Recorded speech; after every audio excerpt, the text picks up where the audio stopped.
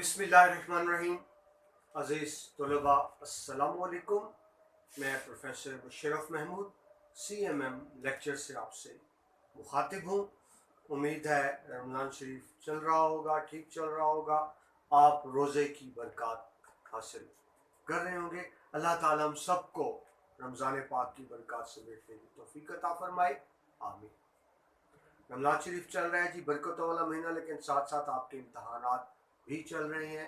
आपको दीन दुनिया दोनों की भलाई की तरफ जाना है, तो जरा दुनियादारी की बात हो जाए। आपके सामने साल-ए-ज़मन मुतालिया पाकिस्तान, बाब नंबर 5, पाकिस्तान का हुकूमती ढांचा, निज़ाम हुकूमत, इसका आज दूसरा लेक्चर है। पहले लेक्चर में हमने वफाकी हुकूमत को तफसील से देखा, वफाकी हुकूमत को, उसके इदारों को। इस चैप्टर के दूसरे लेक्चर में आज हम सूबाई हुकूमत की तंजीम और सूबाई मुकन्नना के बारे में जानेंगे। शुरू करते हैं जी। पहली लाइन तो वही कल के लेक्चर्स की है। सफ़ा नंबर आपके साथ लिखे हुए हैं 70, 74, 75, 76 आज हम देखेंगे। सबसे पहले समझे पाकिस्तान का हुकूमती ढांचा। अजीज तुलबा, इस वक्त पाकिस्तान में 1973 का आइन नाफिज है, जिसके मुताबिक कारोबारी सल्तनत चलाया जाता है। इस आइन के तहत पाकिस्तान एक वफाकी पार्लिमानी मुल्क है। वफाकी हुकूमत मैंने पहले भी अर्ज की थी, एक ऐसा सिस्टम ऑफ गवर्नमेंट होता है जिसमें एक हुकूमत ना हो, ऊपर एक सेंट्रल गवर्नमेंट हो, नीचे उसके यूनिट्स यानी सूबे हो, और हर सूबे की अपनी अपनी हुकूमत भी हो। यानी जहां एक से ज्यादा हुकूमतें हैं उसको कहते हैं वफाकी तर्ज हुकूमत। तो पाकिस्तान वफाकी है, ऊपर हुकूमत पाकिस्तान, नीचे सूबों की हुकूमतें, और उससे नीचे तो बल्कि डिस्ट्रिक्ट गवर्नमेंट्स भी आ गई हैं। इसको कहते हैं वफाकी। पार्लिमानी निज़ाम से मतलब एक ऐसा निज़ाम जिसमें पार्लियामेंट खुद मुख्तार होती है, जिसमें अक्सरियती जमात का सरबरा वज़ीर आज़म होता है। पार्लिमानी सिस्टम में, इंग्लिश में कहेंगे पार्लियामेंट्री सिस्टम में, वज़ीर आज़म ही चीफ एग्जीक्यूटिव होता है। ये पहले लेक्चर में हमने तफसील से बात की। वफाकी हुकूमत होती है, सूबाई हुकूमतें होती है, इसके साथ ज़िली हुकूमतें भी होती है। पहले लेक्चर में हमने वफाकी हुकूमत के बारे में जाना। आज हम देखते हैं सूबाई हुकूमत को। आप जानते हैं पाकिस्तान में 4 सूबे, तो एक वफाकी हुकूमत तो है, हुकूमत पाकिस्तान। 4 सूबों की अपनी सूबाई हुकूमतें भी हैं। शुरू करते हैं जी सूबाई हुकूमत की तंजीम, यानी सूबाई गवर्नमेंट कैसे बनती है, उसकी साख्त क्या है, उसमें क्या क्या इदारे शामिल हैं। तो सबसे पहले तो ये समझ लें कि सूबाई हुकूमत भी वफाकी हुकूमत से मिलता जुलता निज़ाम होता है। जिस तरह आपने पहले वफाकी हुकूमत पढ़ा, बिल्कुल वैसे ही सूबाई हुकूमत है, थोड़ा सा फर्क है। वफाकी हुकूमत में हमने देखे थे 3 बुनियादी इदारे देखे थे रियासत के, स्टेट के। पहला हमने देखा था पार्लियामेंट, मजलिस शुरा, दूसरा देखा था इंतजामिया, और तीसरा देखा था अदलिया। ये 3 बुनियादी स्टेट पिलर्स होते हैं वफाकी हुकूमत के, जिस पर निज़ाम चल रहा होता है। मैं वफाकी हुकूमत की बात कर रहा हूँ। पार्लियामेंट ने कानून बनाना होता है, पहला इदारा। हुकूमत ने उस पर अमल कराना होता है, दूसरा इदारा। अदलिया ने ये देखना होता है कि कवानीन पे अमल हो रहा है या नहीं, तो तीसरा इदारा। ये हमने कल बहुत तफसील से देखा था वफाकी तर्ज हुकूमत। आज हम जा रहे हैं सूबाई हुकूमत की तरफ, तो बिल्कुल वैसे ही है। फर्क सिर्फ ये है, सेंट्रल गवर्नमेंट में पार्लियामेंट थी, जिसके 2 हिस्से थे, अवाने ज़ेरी कौमी असम्बली, अवाने बाला सेनेट। लेकिन सूबे में ऐसा नहीं होता, यानी सूबे में पार्लियामेंट 2 ऐवानी नहीं होती, सिर्फ एक ही सूबाई असम्बली होती है। यानी सूबाई मुकन्नना एक असम्बली पर मुश्तमिल होती है, जबकि फेडरल में 2 ऐवानी मुकन्ना होती है, कौमी असम्बली और सेनेट। उसके बाद दूसरा इदारा हुकूमत वैसे ही है सूबे में जैसे सेंट्रल में था। तीसरा इदारा अदलिया भी वैसे ही है, लेकिन वफाकी हुकूमत में अदलिया से मुराद सुप्रीम कोर्ट था, सूबाई हुकूमत में अदलिया से मुराद हाई कोर्ट होगा। बाकी वही 3 बुनियादी इदारे होते हैं। एक होती है मुकन्नना यानी कानून साज इदारा, दूसरी हुकूमत, और तीसरी अदलिया। यही 3 इदारे वफाक में थे, यही 3 इदारे सूबों में है। जो थोड़ा सा फर्क है मैंने आपको गोश्तगुजार कर दिया जी।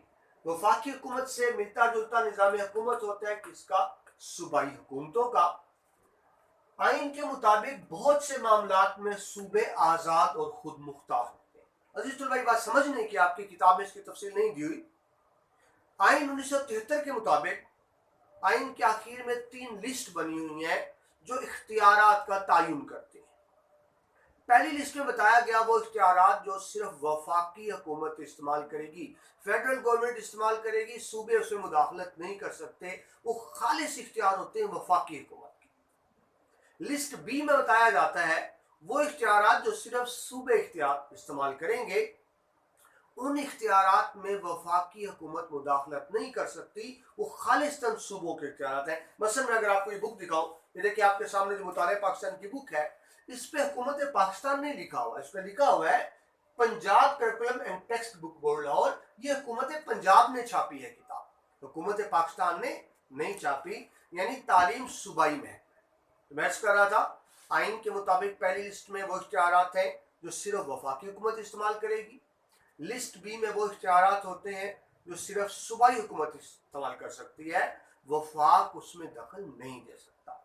लिस्ट सी मुतफरिक होती है, वो ऐसे इख्तियारात होते हैं कि हस्बे ज़रूरत वफाकी हुकूमत भी इस्तेमाल कर सकती है और सूबाई हुकूमत भी इस्तेमाल कर सकती है, मगर लिस्ट बी के इख्तियारात खालिस्तान सूबों के पास हैं, वफाकी हुकूमत उसमें मुदाखलत नहीं कर सकती। तो मैंने वही लिखा यहाँ कि आइन के मुताबिक बहुत से मामलात में सूबे आज़ाद और खुद मुख्तार होते हैं। वो कौन कौन से सूबे हैं, वो कौन कौन से शोबे हैं जिनमें सूबाई हुकूमत अपने इख्तियारात इस्तेमाल करेगी और मरकजी हुकूमत उसमें दखल नहीं देगी?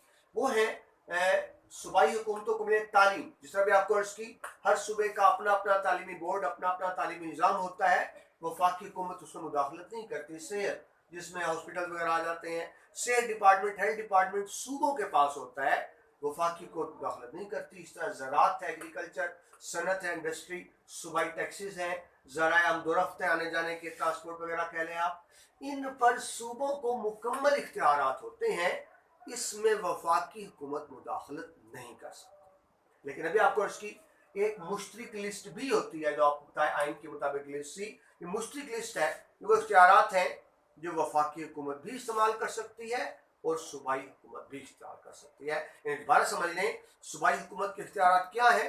आइन पाकिस्तान 1973 के मुताबिक लिस्ट बी के तमाम इख्तियारात सूबाई हुकूमत इस्तेमाल कर सकती है, बिला शिरकतें गैर इस्तेमाल कर सकती है, और लिस्ट सी के इख्तियारात जो शोबे जो महकमे दिए गए हैं वो भी इस्तेमाल कर सकती है। ये अलग बात है कि लिस्ट सी के इख्तियारात वफाकी हुकूमत भी इस्तेमाल कर सकती है। तो मुख्तसर से आपको फ़र्क बताया कि वफाकी हुकूमत में और सूबाई हुकूमत में क्या फ़र्क होता है।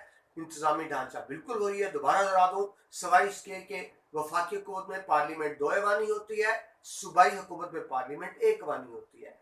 वफाकी हुकूमत में अदलिया से मुराद सुप्रीम कोर्ट होता है, सूबाई हुकूमत में अदलिया से मुराद हाई कोर्ट होता है। जहाँ तक इंतज़ामिया की बात है तो वफाकी हुकूमत की इंतज़ामी सरबराह वज़ीर आज़म होता है, अलामती सरबराह सदर होता है, सूबे का इंतज़ामी सरबराह वज़ीर आला होता है और आइनी या अलामती सरबराह गवर्नर होता है।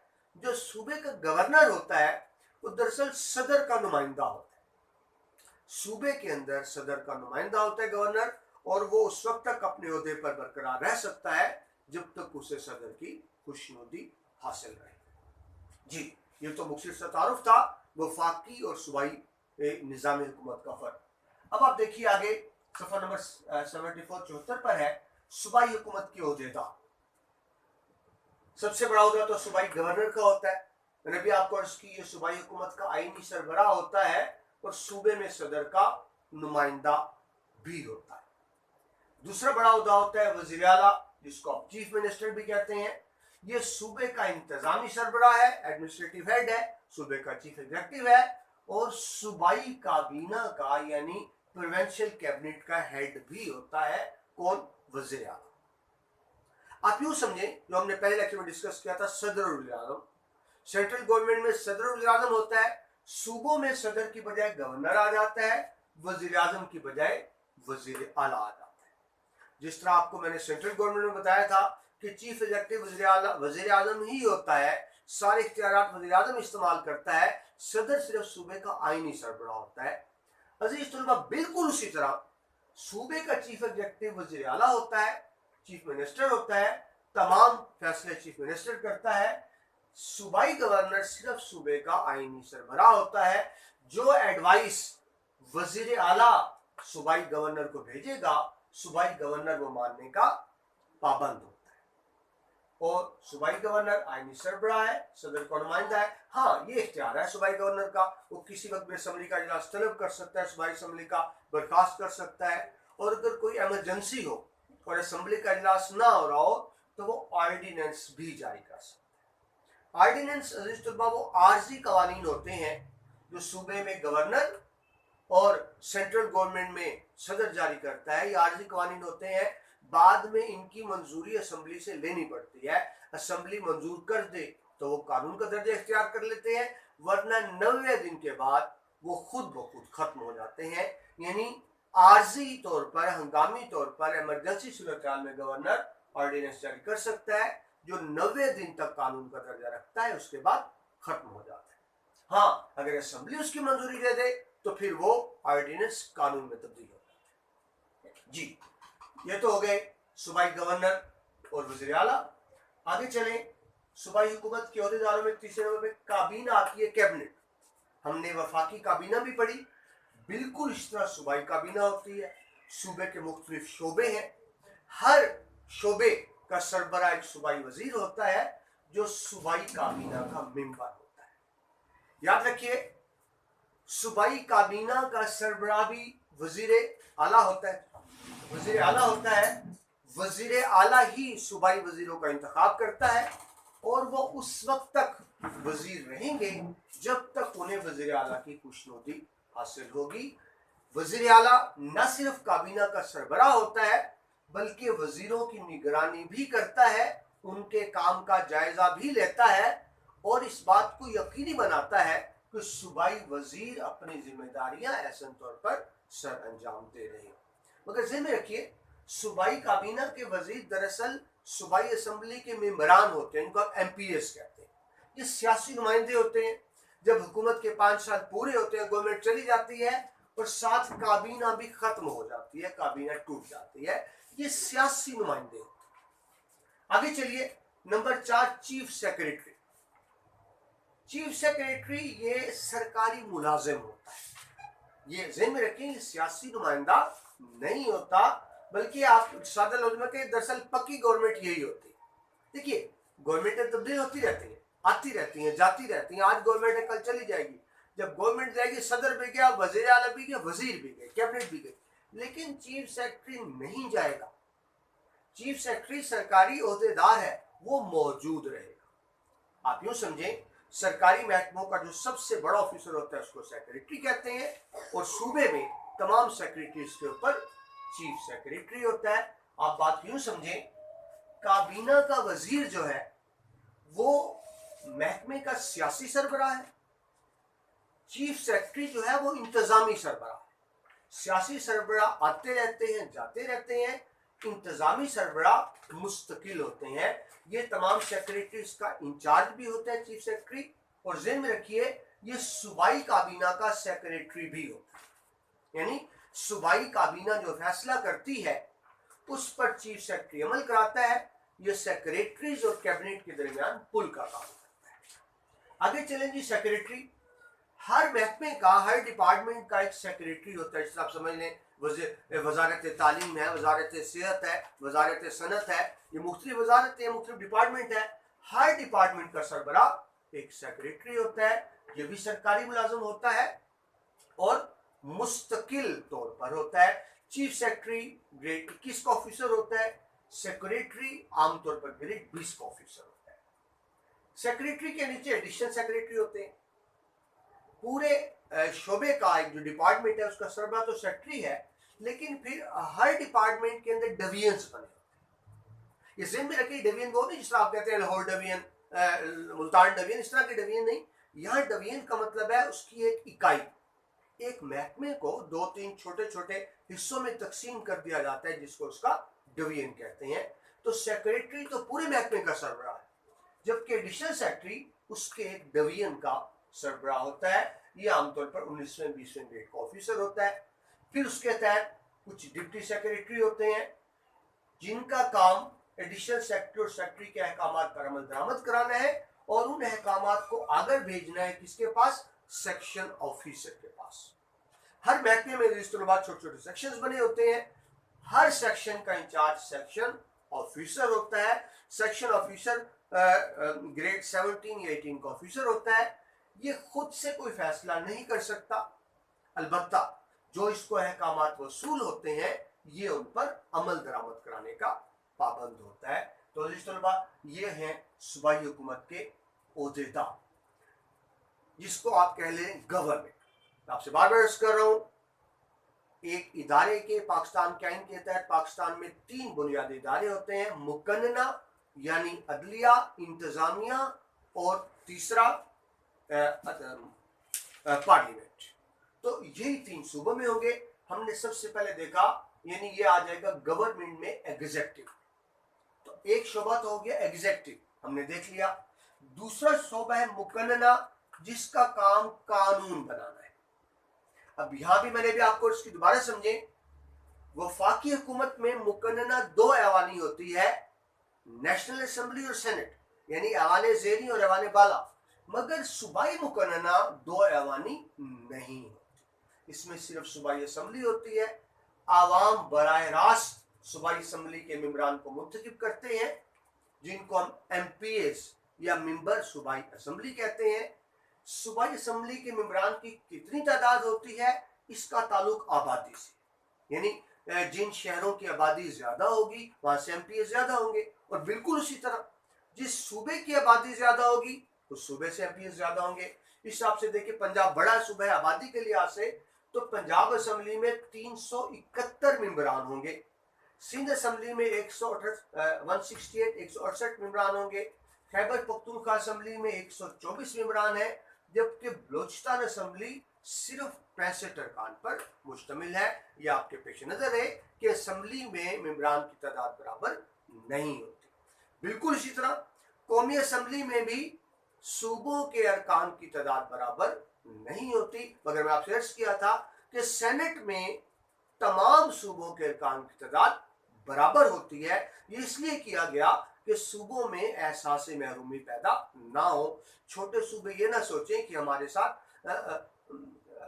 अलग से सलूक किया जा रहा है, हम तन्हा हैं, हमें डिप्राइव्ड फील ना करें, वो अपने आप को बाकी जैसा महसूस करें। जी, तो आप सर्च कर रहा था सूबाई मुकन्ना जो असेंबली है, हमारे यहाँ 4 सूबे हैं पाकिस्तान में, तो चारों सूबों की अलग अलग असेंबलियां हैं जो अपने तौर पर खुद मुख्तार है। सूबाई असेंबलियां ही सूबाई बजट पास करती है, स्पीकर का इंतखाब करती है, डिप्टी स्पीकर का इंतखाब करती है, और सूबे में जिस सियासी जमात की अक्सरियत होती है उसमें से वजीर आला का इंतखाब भी करते हैं, जो कि सूबे का चीफ एग्जीक्यूटिव भी होता है। अभी आप सर्च की कि आबादी के लिहाज से अरकान का इंतखाब किया जाता है और बराह रास्त इंतखाब किया जाता है। मगर ज़हन में रखें, तमाम मेंबरान को आवाम इलेक्ट नहीं करते, कुछ मखसूस नशिस्तें भी होती हैं। अब मखसूस नशिस्तें क्या होती हैं ये भी आपको पता होना चाहिए। वो सीट्स हैं जिनको आप रिजर्व सीट्स कहते हैं इंग्लिश में, इनके बराह रास्त आवाम मुंतखब नहीं करते। मसलन खवातीन की कुछ मखसूस नशिस्तें हैं हर सूबे में, इस तरह कुछ उलमा की मखसूस नशिस्तें होती हैं, टेक्नोक्रेट्स की मखसूस नशिस्तें होती हैं। तो उसमें क्या होता है, हर सियासी जमात जो असेंबली में मौजूद होती है वो अपने वोटों के तनासिब से उनका चुनाव करती है, यानी ये आवाम नहीं मुंतखब करते। असेंबली में आप बस आपको मिसाल दूं कि अगर 10 अरकान का इंतखाब करना है और असेंबली में 100 अरकान है, तो इसका क्या मतलब होगा, 10 रुकन मिलकर एक का इंतखाब करें। तो सही सीधी बात है, जिस सियासी जमात की सीटें ज्यादा होंगी वो रिजर्व सीटों पे ज्यादा मेंबरान का इंतखाब करेंगे, जिन सियासी जमातों की सीटें कम होंगी वो कम इंतखाब करेंगे। लेकिन मखसूस नशिस्तों का इंतखाब बराह रास्त आवाम नहीं करते। असेंबली में जो पहले से मेंबरान मौजूद होते हैं वो एक तनासुब से मखसूस नशिस्तों पर इंतखाब करते हैं। ये सारी नशिस्तें मसलन पंजाब की अभी अर्ज की 371 सारे डायरेक्ट इलेक्ट होकर नहीं आएंगे। इनमें से कुछ नशिस्तें ऐसी होती हैं जो मखसूस नशिस्तें होती हैं। मैं आपको तफसीली बता दूं, मसलन आपको बताया पंजाब असम्बली में 371 अरकान है, तो जो बराह रास्त इंतखाब होता है वो 297 अरकान का होता है, 297। 66 नशिस्तें सिर्फ खवातीन की हैं जो बराह रास्त अगर इलेक्शन नहीं जीत के आ सकी तो बिलवास्ता तौर पर, यानी जो असम्बली के मेंबरान जीत चुके हैं वो खवातीन का इंतखाब करेंगे, 66 खवातीन का। इस तरह से 8 नशिस्तें अक़लियतों और टेक्नोक्रेट्स के लिए हैं। सिंध की आपको बताया 168 नशिस्तों में से बराह रास्त इंतखाब होता है 130 नशिस्तों पर, खवातीन के लिए 29 नशिस्तें मखसूस हैं, जबकि 9 नशिस्तें मिनॉरिटी और टेक्नोक्रेट्स के लिए। खैबर पख्तूनख्वा की 124 नशिस्तों में से बराह रास्त इंतखाब सिर्फ 99 नशिस्तों पर होता है, 22 खवातीन की मखसूस नशिस्तें हैं और 3 अलग से टेक्नोक्रेट्स की नशिस्तें होती हैं। बिल्कुल इसी तरह बलोचिस्तान की 65 नशिस्तों में से बराह रास्त इंतखाब सिर्फ 51 नशिस्तों पर होगा, 11 खवातीन के लिए और 3 टेक्नोक्रेट्स और उलमा के लिए मखसूस है। सिर्फ बताना आपको मुराद ये था कि तमाम नशिस्तों पर बराह रास्त इंतखाब नहीं होता, कुछ डायरेक्ट होते हैं और कुछ इनडायरेक्ट होते हैं, इस बात को ज़हन में रखिए। जी अज़ीज़ तलबा, ये तो हो गई मुकन्ना की बात कि सूबाई असम्बलियाँ किस तरह काम करती हैं, उनका वजूद किस तरह से होता है, उनके मेंबरान की तादाद कितनी होती है। बात को आगे बढ़ाते हैं, इनके इख्तियारात क्या है, सूबाई असम्बली के क्या इख्तियार है। तो बड़ी सीधी सी बात है, वफाकी हुकूमत में जो इख्तियारात पार्लियामेंट के पास होते हैं, सूबाई असम्बली में सूबे में वो इख्तियारात सूबाई असम्बली के पास होते हैं। फ़र्क सिर्फ ये है, पार्लियामेंट जो कानून बनाएगी वो पूरे मुल्क के लिए होगा, लेकिन सूबाई असम्बली जो कानून बनाएगी वो सिर्फ अपने सूबे के लिए होगा। तो पहले इख्तियार क्या है, कानून बनाने इख्तियार, ये अपने सूबे के लिए इख्तियार इस्तेमाल कर सकते हैं, कानून बना सकते हैं। लेकिन मैंने आपको पहले लेक्चर में, ये दूसरा लेक्चर है, तफसील से अर्ज की थी कि पार्लियामेंट जो है, वफाकी पार्लियामेंट, वो कानून साज इदारा भी है और आइन साज इदारा भी है। वो कानून भी बनाता है, वो आइन भी बनाता है। मगर सूबाई असम्बली जहन में रखें, ये सिर्फ कानून बनाते हैं, ये आइन नहीं बना सकते। आइन बनाने का इख्तियार सिर्फ पार्लियामेंट के पास होता है, जो पूरे मुल्क के लिए होता है। पूरा मुल्क और चारों सूबे पाबंद होते हैं। हाँ, सूबों के लिए कानून बनाने के इख्तियार सूबाई असम्बली के पास मौजूद होते हैं। मालियाती इख्तियार हैं, बजट सूबाई असम्बली मंजूर करेगी। अगर हुकूमत कोई टैक्स लगाना चाहती है तो उसकी मंजूरी भी सूबाई असम्बली से दी जाएगी। नए टैक्स लगाने की मंजूरी के बगैर हुकूमत 1 पैसा ना टैक्स लगा सकती है, ना मौजूद टैक्सों को वापस ले सकती है। टैक्स लगाने का इख्तियार, टैक्स वापस लेने का इख्तियार, बजट मंजूर करने का इख्तियार, बजट में तरामीम करने का इख्तियार, सारा का सारा सूबाई असम्बली के पास मौजूद होता है। और जाहिर है सूबाई असम्बली में सिर्फ हुकूमत के अरकान नहीं होते, मुखालिफ अपोजिशन जिस पे इख्तिलाफ के अरकान भी होते हैं, वो बजट पर एतराज़ भी करते हैं, एहतजाज भी करते हैं, और अगर अपोजिशन मुअस्सर हो, इफेक्टिव हो, तो वो अपनी बहुत सी तजावीज़ को मनवा भी लेते हैं। अज़ीज़ तलबा ज़हन में रखिएगा, अच्छी सिस्टम ऑफ गवर्नमेंट में एक मजबूत और अच्छी अपोजिशन भी होनी चाहिए। अगर अपोजिशन नहीं होगी तो हुकूमत अपनी मनमानियां करती फिरेगी, उसको पूछने वाला ही कोई नहीं होगा। एक अच्छी अपोजिशन, जहां एक अच्छी हुकूमत की जरूरत होती है, वहां डेमोक्रेटिक सिस्टम में एक अच्छी अपोजिशन की भी जरूरत होती है। आगे बढ़ें जी, सूबाई मुकन्ना के इख्तियारात में इंतजामी इख्तियारात, एडमिनिस्ट्रेटिव इख्तियारात। सूबाई असम्बली नजर रखती है हुकूमत पर कि क्या हुकूमत अपना काम ठीक कर रही है या ठीक नहीं कर रही। अगर हुकूमत के किसी इदारे में खराबी हो तो कोई भी सूबाई असम्बली का मेंबर सवाल कर सकता है, और उस सूबे का मुतल्लिका वजीर पाबंद है कि वो आकर असम्बली में जवाब दे, हुकूमत की वजाहत करे, और जो उससे सवाल किया जाए उसका जवाब दे। इस तरह से मुकन्ना यानी सूबाई असम्बली एक तरह की निगरानी भी कर रही होती है गवर्नमेंट।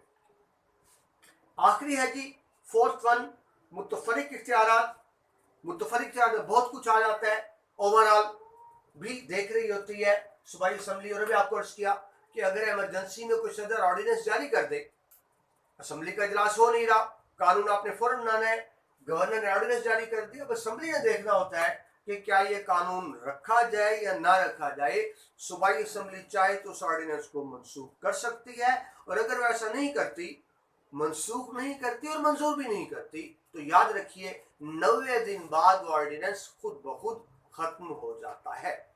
हाँ, असेंबली चाहे तो उसको मंजूर करके बाकायदा कानून का दर्जा दे सकती है, लेकिन अगर ना चाहे तो ऑर्डिनेंस खुद ब खुद अपनी मौता मर जाता है। जी जनाब, पहले हमने देखा सूबाई हुकूमत, फिर हमने देखा सूबाई मुकन्नना। मैं बार बार अर्ज कर रहा हूँ, रियासत के 3 इदारे होते हैं, मुकन्नना, इंतजामिया और अदलिया। पहले हमने इंतजामिया देखी, फिर मुकन्नना देखी, अब आखिरी बात करें अदलिया की, जुडिशरी की। जब हम वफाकी हुकूमत की बात करते हैं तो वहां अदलिया से मतलब सुप्रीम कोर्ट होती है, लेकिन जब सूमो की बात कर रहे हैं तो उसको हम हाई कोर्ट कहेंगे। वैसे हाई कोर्ट को उर्दू में कहते हैं अदालत आलिया, और सुप्रीम कोर्ट को उर्दू में कहते हैं अदालत उज़्मा। तो अगर ये तौहीन अदालत में ना आए तो ज़हन में सवाल जरूर आता है कि हमारे यहाँ अदालतों के नाम आलिया और उज़्मा है, खासे ज़नाने नाम है, इनसे मर्दाना फैसलों की तवक्को आप कैसे कर सकते हैं? नाम तो कोई रोकदार होना चाहिए था, लेकिन बहरहाल हमारे यहाँ अदालत आलिया और अदालत उज़्मा होती है। हर सूबे की अपनी अपनी हाई कोर्ट होती है। 4 सूबे हैं, हर सूबे की अपनी हाई कोर्ट है, और याद रखिए ये सूबे की सबसे बड़ी अदालत, यानी सूबे की जितनी मातहत अदालतें होती हैं उन सबको सुपरवाइज करना, देखना, उनकी निगरानी करना, उनकी जवाबदेही करना, उन पर नजर रखना, उनके फैसलों पर नजर रखना, उनको हदायत जारी करना, ये सारा का सारा फर्ज होता है हाई कोर्ट का। हर सूबे की हाई कोर्ट एक चीफ जस्टिस और चंद दीगर जजेस पर मुश्तमिल होती है। जजेस की तादाद तो बढ़ती कम होती रहती है, लेकिन बहरहाल एक चीफ जस्टिस और चंद जजेस होते हैं। जाहिर है सूबे की हाई कोर्ट है तो इसका हेडक्वार्टर सूबाई दारुल हुकूमत में ही होगा। जिस तरह पंजाब हाई कोर्ट है तो उसका सदर दफ्तर लाहौर में होगा, सिंध हाई कोर्ट का कराची में होगा, बलूचिस्तान हाई कोर्ट का क्वेटा में होगा, और इस तरह खैबर पख्तून हाई कोर्ट का पेशावर में होगा। मगर ज़हन में रखें इसके अलावा बेंच भी होते हैं, यानी आगे मजीद जिस तरह पंजाब हाई कोर्ट का हेडक्वार्टर तो लाहौर में ही है, लेकिन इसके अलावा मुल्तान, बहावलपुर और रावलपिंडी में इसके बेंच भी, यानी हाई कोर्ट के जज साहबान बहावलपुर, मुल्तान और पिंडी जाकर भी केसेस की समाअत करते हैं। इस तरह हर सूबे की अदालत के दूसरे बड़े शहरों में बेंच भी मौजूद होते हैं, ये ज़हन में रखिए। जी, सूबे के चीफ जस्टिस का तकर्रुर कौन करता है? सदर पाकिस्तान करते हैं, और किस तरह करते हैं? सूबाई गवर्नर की सिफारिश पर, रिकमेंडेशन पर। सूबे का गवर्नर रिकमेंडेशन भेजता है किसी अहल काबिल वकील को, कानूनदान को चीफ जस्टिस बनाने की, उसकी रिकमेंडेशन पर सदर अपॉइंटमेंट करता है चीफ जस्टिस की। अपॉइंटमेंट किसने करनी है? सदर ने। किसकी रिकमेंडेशन पर? सूबाई गवर्नर की रिकमेंडेशन पर। तो ये तो हो गया सूबे के चीफ जस्टिस का तकर्रुर। लेकिन जो सूबे के बाकी जजेस साहबान हैं उनका तकर्रुर कौन करेगा? वो भी सदर करेगा, और वो चीफ जस्टिस के मशवरे से करेगा। हमने देखा था कि सुप्रीम कोर्ट के जजेस की मुद्दत मुलाजमत 65 साल है, लेकिन हाई कोर्ट के जजेस की मुद्दत मुलाजमत 62 साल होती है। आखिरी बात जी, हाई कोर्ट के इख्तियारात क्या है? हाई कोर्ट को वसी तरीन इख्तियारात हासिल है अपने सूबे में। जिस तरह आपने देखा सुप्रीम कोर्ट को जो इख्तियारात सुप्रीम कोर्ट को हासिल है, ज़हन में रखिए वही तमाम इख्तियारात हाई कोर्ट को भी हासिल है, लेकिन सुप्रीम कोर्ट के इख्तियारात पूरे मुल्क पर मुहित होते हैं, हाई कोर्ट के इख्तियारात मुतल्लिका सूबे तक ही होते हैं। ये आइन और बुनियादी हकूक का तहफ़्फ़ुज़ करता है। ये देखता है कि कहीं आइन की खिलाफ वर्जी तो नहीं की जा रही, कहीं आवाम के बुनियादी हकूक तो सल्ब नहीं किए जा रहे। आपको यकीनन पता होगा 1973 के आइन में लिस्ट दी गई है आवाम के बुनियादी हकूक के। वो हकूक है जो हर शहरी रखने का, पाने का हकदार है। हुकूमत पाबंद है उन हकूक की फराहमी की, लेकिन अगर कहीं उन हकूक की खिलाफ वर्जी हो रही हो, वायलेशन हो रही हो, तो सूबाई हाई कोर्ट उस पर अपने इख्तियारात को इस्तेमाल कर सकती है। वो दूसरी अदालतों को भी अहकाम जारी कर सकती है, हुकूमत को भी और हुकूमत के इदारों को भी अहकाम जारी कर सकती है। याद रखिए सूबे का हर इदारा हाई कोर्ट का हुक्म मानने का पाबंद होता है। ये तो पहला इख्तियार था हाई कोर्ट का। उसके बाद मातहत अदालतों के फैसले के खिलाफ अपील की समाअत। आप जानते हैं जुडिशरी में लोअर लेवल पर होता है सिविल जज, दीवानी मामलात में सिविल जज, और फौजदारी मामलात में मजिस्ट्रेट, उसके ऊपर होता है डिस्ट्रिक्ट एंड सेशन जज, और उससे ऊपर हाई कोर्ट। तो सेशन जज जो फैसला करता है उसके फैसले के खिलाफ अपील कहाँ सुनी जाएगी? हाई कोर्ट में सुनी जाएगी। अगर फैसले के खिलाफ, दोबारा दोहरा दूं आपको, डिस्ट्रिक्ट एंड सेशन जज के फैसले के खिलाफ अगर अपील ना की जाए तो फैसला हतमी और फाइनल होता है। लेकिन अगर उसके खिलाफ अपील की जाए तो फिर हाई कोर्ट उस मामले को दोबारा देखती है। मगर एक और बात भी ध्यान रखें कि अगर सेशन कोर्ट किसी को सजाए मौत सुना दे तो भले उसकी अपील हो या ना हो, सेशन जज के सजाए मौत के फैसले पे अमल नहीं होगा जब तक हाई कोर्ट उसकी तौसीक ना कर दे, उसको अप्रूव ना कर दे, उस वक्त तक उस पर अमल दरामद नहीं होता। तो इस तरह आप देखें, हाई मातहत अदालतों के फैसलों के खिलाफ अपील भी हाई कोर्ट सुनेगी। तीसरा इख्तियार देखें जी, आवाम के हकूक के तहफ़्फ़ुज़ के लिए रिट सुनने का इख्तियार। रिट पिटीशन बहुत बड़ा इख्तियार है। कोई भी शहरी रिट पिटीशन दायर कर सकता है बराह रास्त हाई कोर्ट। किस बुनियाद पर?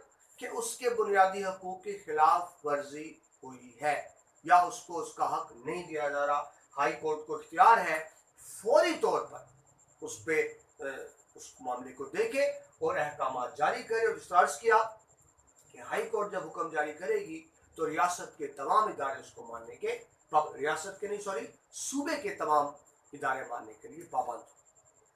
हाई कोर्ट का इख्तियार, वैसे तो इसमें बहुत से इख्तियार आते हैं, बड़ी लंबी बात हो सकती है, लेकिन मैं कोशिश करूँ आपसे सिर्फ वो बात करूँ जो आपके सिलेबस का हिस्सा है। अजाफी बात का भी इतना वक्त नहीं है क्योंकि लेक्चर पे बहुत तवील हो जाता है। ये आखिरी बात, मातहत अदालतों की निगरानी। अभी आपको अर्ज की कि सूबे की जितनी भी अदालतें होती हैं उन सब की निगरान हाई कोर्ट होती है। अगर आप दीवानी मामला, आपको फर्क भी बता दूं, दीवानी मामला वो होते हैं अफराद के आपस के झगड़े, उनको उनके लिए सिविल जज होता है, सिविल जज 3rd class, 2nd class, 1st class, उसके ऊपर होता है डिस्ट्रिक्ट जज। ये है दीवानी मुकदमे। फिर एक होते हैं फौजदारी मुकदमा। ये ऐसे मुकदमात होते हैं जिसमें हुकूमत भी फरीक होती है, यानी जिसमें गवर्नमेंट भी इन्वॉल्व होती है, सरकार इन्वॉल्व होती है, लड़ाई झगड़े वगैरह के मामला होते हैं। इसमें मजिस्ट्रेट होता है, उससे ऊपर सेशन कोर्ट होती है और उससे ऊपर फिर हाई कोर्ट होती है। मगर हाई कोर्ट तमाम दीवानी और फौजदारी अदालतों की निगरान अदालत। तो इस लेक्चर मुकम्मल हुआ। मैं मुख्तसर दोबारा दोहरा दूं आपको, आज हमने सूबाई हुकूमत की तंजीम देखा। मरकजी हुकूमत की तरह सूबाई हुकूमत के भी 3 शोबे होते हैं, मुकन्ना यानी असम्बली, इंतजामिया यानी गवर्नमेंट, और अदलिया। मुकन्ना का काम सूबे के लिए कानून बनाना होता है, हुकूमत इंतजामिया का काम उस पर अमल कराना होता है, अदलिया का काम ये देखना होता है कि क्या मुल्क के मुरवजा कानून पर अमल हो रहा है या नहीं हो रहा। अगर कानून पर अमल ना कर रहे हो अफराद या रियासत, तो अदालत का इख्तियार होता है कि तादीबी कार्रवाई करे, मुनासिब सजा दे, जो सख्त से सख्त सजा भी हो सकती है। मकसद एक ही होता है कि आइन की इजारादारी कायम रहे, मुल्क में कानून की हुक्मरानी कायम रहे, क्योंकि कानून की हुक्मरानी के बगैर कोई भी मौजूद मुआशरा तरक्की नहीं कर सकता। इसके साथ ही ये हमारा दूसरा लेक्चर मुकम्मल हुआ। तीसरे लेक्चर में आपसे दोबारा मुलाकात होगी। उम्मीद है इसमें आपको बहुत सी मुफीद बातें मिली होंगी। अगर आपको हमारे लेक्चर पसंद आया हो तो आप पर फर्ज बनता है और मेरी रिक्वेस्ट भी है, हमारे लेक्चर्स को आगे से आगे शेयर करें ताकि इल्म का सिलसिला आगे से आगे बढ़ता रहे, चिराग के साथ चिराग जलता रहे। इसके साथ ही प्रोफेसर मुशर्रफ अहमद को इजाज़त दीजिए।